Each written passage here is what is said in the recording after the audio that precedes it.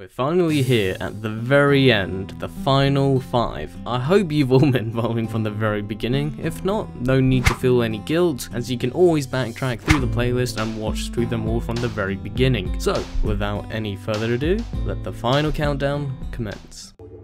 5. Psycho Pass is one of my highly adored series of 2012. I loved every second of it, particularly the second half, which is where the overarching story comes into place. And don't forget that sick opening.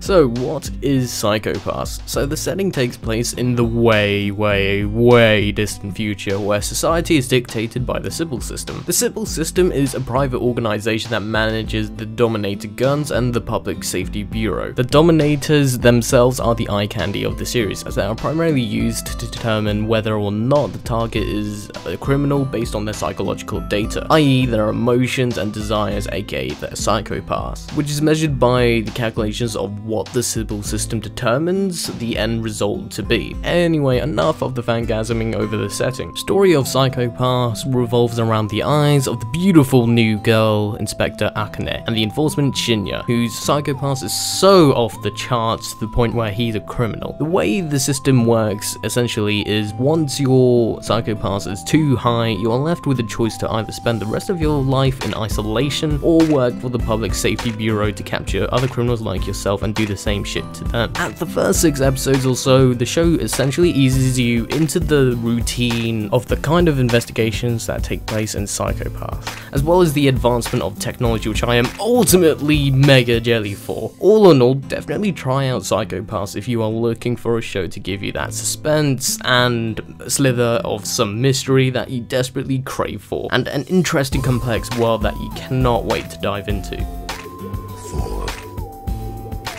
Ergo Proxy is a really enjoyable sci-fi mystery that takes place in an isolated dome that has a wide spread of various cities scattered across the planet. Within this controlled society, humans are assisted in their daily life by robots who have also become infected by a virus, which brings us to our main character, Inspector Ray. The story pretty much revolves around her, and after her first encounter with the Proxy, the mystery of the series starts to intensify drastically, which also brings us to our other main, Vincent Law, who was framed for his involvement with the implementation of the Cogito virus being implanted into the robots. As an overall, the show most certainly delivers with its mystery, so if you are the kind of person that strives to get answers, then Ergo Proxy certainly delivers a head scratch or two. And then as soon as you find out one thing, another question arises, which is what Ergo Proxy executes very well and definitely caters towards your curiosity throughout the entirety of the series.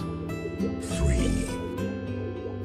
Steins Gate is the go-to series if you want some sci-fi, mystery and thriller all in one package. The setting takes place in 1 year after the story of Chaos Head in Akihabara, which is quite nice for a change of setting. Steins Gate revolves around a group of very different individuals. They have banded together to create the Future Gadget Research Laboratory. The pull with Steins Gate here is how once the team discovers that they can send text messages into the past, shows how altering the past can indeed invoke change for your convenience, but at the cost of severe repercussions to certain events you wouldn't really expect to have a domino effect on, nor see coming whatsoever. Steins Gate essentially builds towards that very well with its broad range of likable characters that you wouldn't really imagine working together, nor hanging out. So, and overall, you don't have to be a sci-fi junkie to really appreciate what Steins Gate tries to accomplish. If you like a ragtag of wacky characters, complex theories, and some tragedy to tug on your heartstrings, then Steins Gate is the best suggestion I can give you for a thriller series.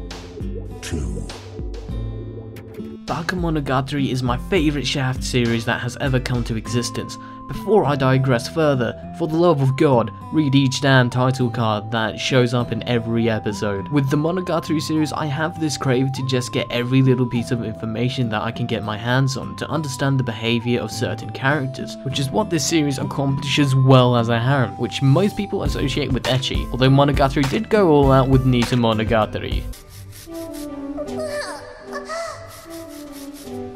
only in Japan. Anyway, the summary of Bakemonogatari is pretty short given how it's a show with a lot of depth. The story focuses on Araragi, a vampire that doesn't fall into hardly any of the cliches that most vampire archetypes like to leech onto. What makes this story unique are the adventures and supernatural oddities that occur around him, with gods, ghosts, spirits, and myths that come true. Despite the exterior of the show coming off as very neat and dialogue driven, it can get pretty gory sometimes.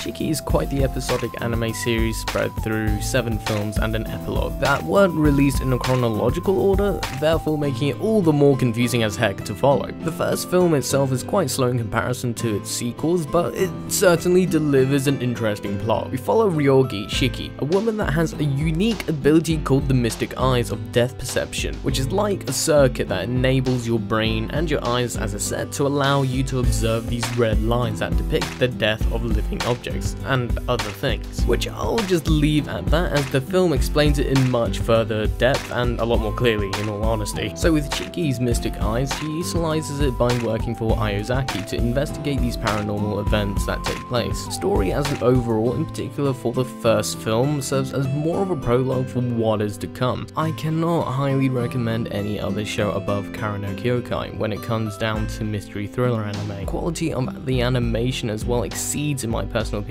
of what Fate Zero achieved itself. So please, for anyone that's even still a little skeptical, at least try out the first 2 films to get a feel for how things are in Kara no Kyokai. If you don't enjoy it, then of course I ain't pushing you. But this is a high recommendation above all the anime series on this list from my end. I hope you all enjoyed the final part, and if you disagree, feel free to debate aggressively in the comments after caressing that like button. And a big thank you to those who have stuck through all the parts prior to this video, and hopefully you found at least one show out of the 25 I've suggested, and feel free to check out the other top playlists I've created here.